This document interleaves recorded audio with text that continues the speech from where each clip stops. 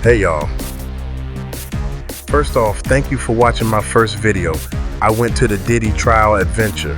I ain't gonna lie, I cut it short because I thought it was too long. Like, maybe I was boring y'all with too many little details. But man, was I wrong. Y'all hit me with so much love in the comments, I knew I had to come back and finish it the right way. So let's pick up right where I left off. And this time we closing out day one with a bang. Now picture this. I'm still outside the courthouse, camera gear hanging off me, ear hustling while folks talk about what they saw inside.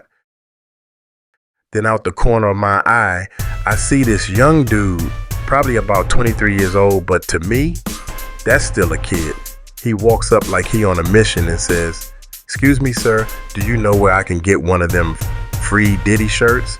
I heard they was paying $20 an hour if you wear it out front." And just like that, I'm reality check. See, I had seen that rumor online too, folks saying Diddy's team was handing out shirts and paying people to wear them. But on the day I was there, nothing, not a single shirt in sight, no cash exchange, just people hanging around hoping it was true. The hustle was dead on arrival that morning. But the hope? Still alive in folks who needed that $20 more than they cared about the trial. And this young bro, he ain't asked me nothing about what was going on inside. Didn't care who was testifying or what Diddy was being accused of. All he cared about was getting a shirt so he could get that money.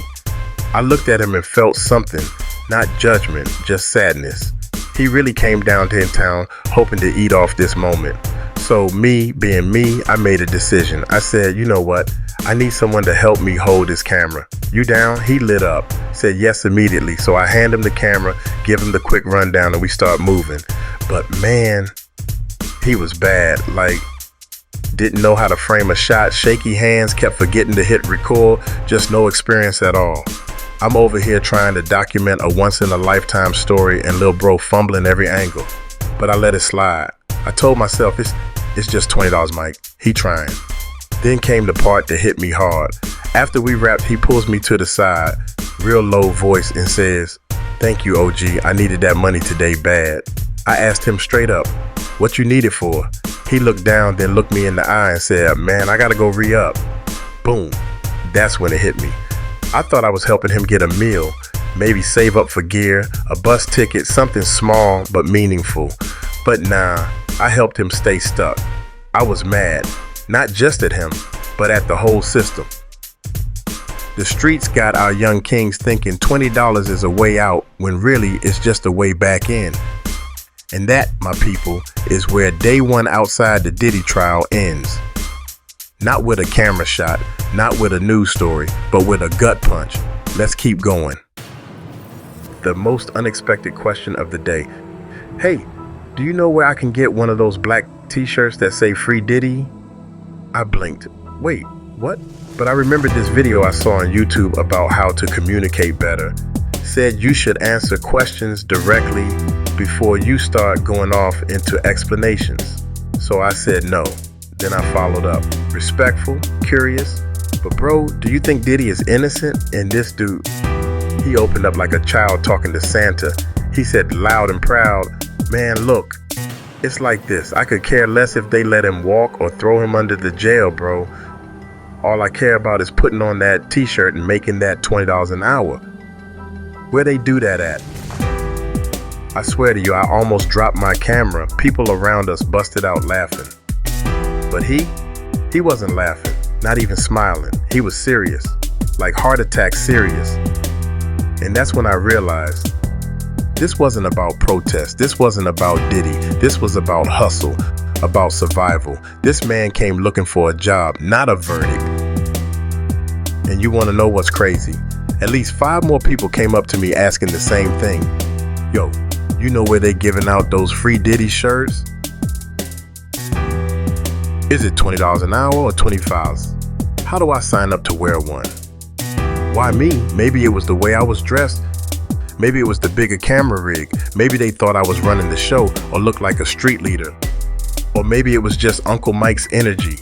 People feel safe asking me things. So I looked at the kid, saw the way he was trying to earn, trying to work, even if it meant wearing a slogan he didn't care about. And I thought to myself, why not flip this into something better? So So I said, yo, you ever filmed with a camera before? He shrugged, didn't say much, but I could tell he was interested. So I offered him a deal. How about this? Instead of wearing a t-shirt, you film me, I'll pay you. His eyes lit up. He said, for real? You gonna pay me? I said, yeah, just help me get a few clips, nothing crazy. Just track me with the camera while I talk. He agreed, asked what time to meet tomorrow, said he'd be there. We even dabbed it up. It felt solid. But man, let me tell you how that played out. When I got back to the hotel later that night, I popped the memory card into my laptop. What I saw, either half of me or none of me. Head cut off, frame pointed at the sky, camera drifting sideways while I'm talking dead serious. Want to know the worst part? The real moment. The one time somebody important walked out of the courthouse. This kid pulled out his own phone and started filming. Like, forget you and your camera, bro. I gotta get this for me. And I get it, I really do. We all hustling, but man, you on the clock, you got one job. But Uncle Mike ain't petty. I still paid him, still showed him love, still said, you coming back tomorrow? He smiled, nodded, said that, yeah, what time? Told him, but the next morning, he never showed. And that's how it goes sometimes. Some people are there to help you build, others are just passing through. No hate, no hard feelings, just a lesson. One more time since I'm about to leave. Ending scene. Walk back to the hotel. As the sun dipped low behind the buildings, Uncle Mike packed up the last piece of camera gear. The streets were still warm with tension, but his mind was somewhere else. Not on Diddy, not on drama, but on getting back safe and soaking it all in. All right, y'all, I said into the live one last time. I'm heading back to the room. That walk ain't long, but you never know out here. And for the record, my car, it ain't parked on no street corner. Nah, it's tucked, paid parking, safe parking. I ain't new to this. I'm true to this. See, during the live stream on the way up, people was blowing up the chat talking about, Uncle Mike, don't park on the street. Be safe out there, OG. And I appreciate that love. But let me remind y'all of something. I'm from the real streets, not the pretend Instagram ones, not the ones folks rap about for likes. I was a leader in my crew. I moved smart, I planned smart, I studied the streets like a general studies war. I knew when the police changed shifts, I watched for patterns. Nobody on my team ever went to jail, not one. I made sure of that. And those same street smarts, I still use them. So on that short walk back to the hotel, I ain't just filming for the vlog. I'm checking everything, looking over my shoulder, watching reflections in windows, seeing if anyone's following. Not paranoid, just prepared. That's how you move when you come from the real ones. But you know what hit me the hardest? On that walk back, I passed a little park. Kids was playing, laughing, kicking the ball around like nothing else in the world mattered. And for them, they don't know what kind of evil lives out here. They don't know what it means to spike a drink. They don't know that some people will smile at you just to set you up. They don't know that folks with power can be predators. And that innocence, that joy, man, it broke me a little because someday they'll find out. And when they do, I hope the world has changed. I hope we've cleaned this mess up. I hope we built something better because this ain't it. That's what I pray on tonight. As I close my eyes in that quiet little hotel room, I ain't thinking about numbers, views, or clout. I'm praying for a world where help is louder than hate, where we lift each other up, where somebody with more will reach down to help somebody with less. That's the real mission. That's what Uncle Mike came here for, and that's what we gonna keep fighting for together. Early in the morning. It's 4:30. And man, I'm enjoying this. Look, this is my laptop. I hooked to it so I can have two screens. Working on the website and all that stuff. But check this out. Can't open the window. This is my view, y'all. Wait a minute. That's crazy. I can't open the window. I don't blame them. I don't blame them for not letting people open up these windows. Because look, Look, good gracious. Yeah, I don't blame him. I would not blame him for not letting people open up these windows. That right there is an amazing picture right there. That is an amazing view. I'm about to go down to this puffy truck. I'm gonna take my cameras and stuff. See what's happening 6 o'clock in the morning. But then I'm gonna find something to eat. Take all my stuff back to the car. Take my tail home, cause I got some peace out. 3 more days, peace out. Let me tell y'all what I really think about the Diddy trial. Uncle Mike breaking it down real slow. Okay, y'all, let me take a minute to tell you what I really think about this P. Diddy trial overall. First off, I think the whole world is looking at it wrong.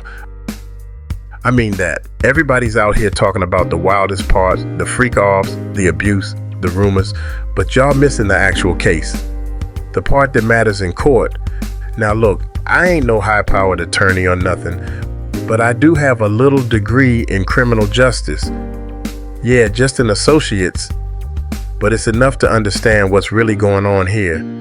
See, a lot of people think they know the law just because they know how they feel. But the truth is, it ain't about what you believe. It's about what's written in that law book. Every country got one. Statutes, codes, definitions, and that's what the judge and jury go by. Not your feelings. And in this trial, Diddy is not just on trial for putting hands on Cassie or what went down at the Met Gala. Nah, this is a RICO case, and most folks don't even know what that really means.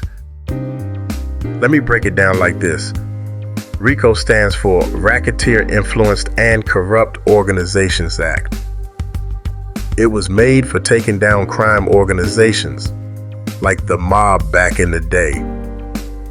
But the thing is, RICO don't care if you didn't pull the trigger or make the threat.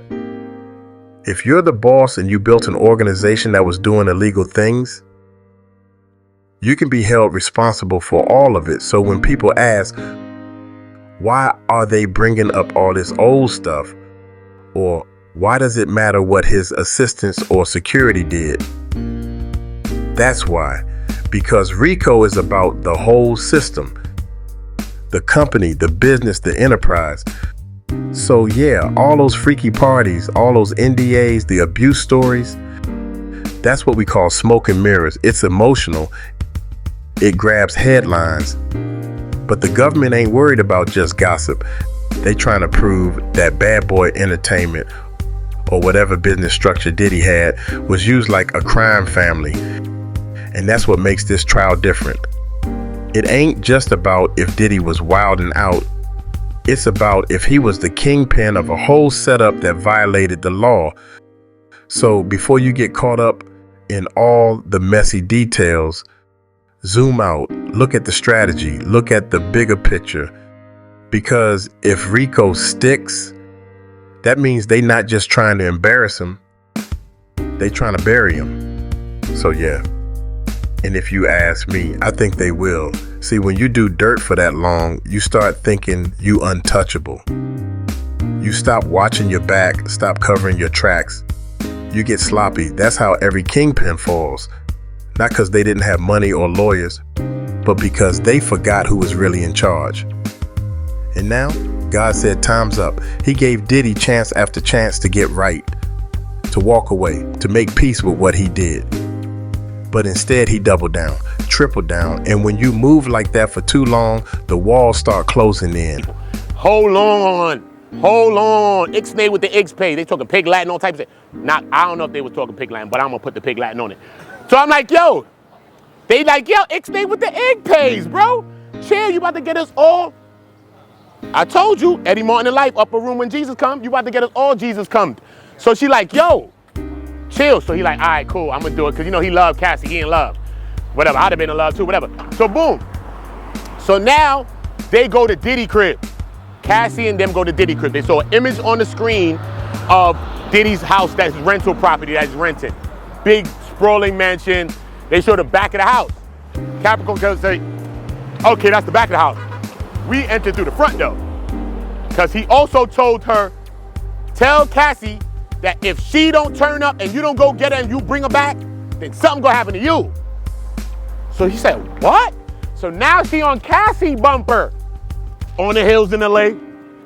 We driving. Cassie, look, Diddy said he gonna ixnay E-Matey if we gonna go with E-Matey, so we ain't doing that. I don't care what you're talking about. You're going with me. We gonna figure this thing out together. You know what I mean? You know the song, Hold Together. We about to do it together. Always been. We about to do it together. Look, I've been in rooms with dudes who thought they was gods. Money, fame, power, all that. But guess what? That courtroom don't care how many Grammys you got. That judge ain't starstruck. And that jury, they watching everything. Now here's what I really think. Or maybe I should say what I know. Diddy going to jail. I don't know for how long. But trust me, he going. You don't get denied bail 3 times unless the court seen something real serious. That judge ain't just worried about Diddy taking a vacation. They worried about him disappearing. They already called him a flight risk. And let's keep it real. If he got out, you see Sean Combs, Puff Daddy, Brother Love, whatever he want to call himself, running for them private jets and them international safe zones. And people talking about the system is against a black man. Nah, fam. This system is against a man who's been doing wrong for a very long time. And when that wrong is stacked up this high, witness after witness, tape after tape, allegation after allegation, somebody in his circle's already flipped. You can feel it. The silence from his crew, too loud. The vibes, off. Somebody working with the feds to save their own skin. That's how RICO works. Now, is this the part where I'm supposed to say, allegedly? Well, I'm allegedly about to get on up out of here. But don't go too far, because I got one more video dropping from this New York trip. And you know Uncle Mike always saves the best for last. This one right here, it's the one y'all don't want to miss.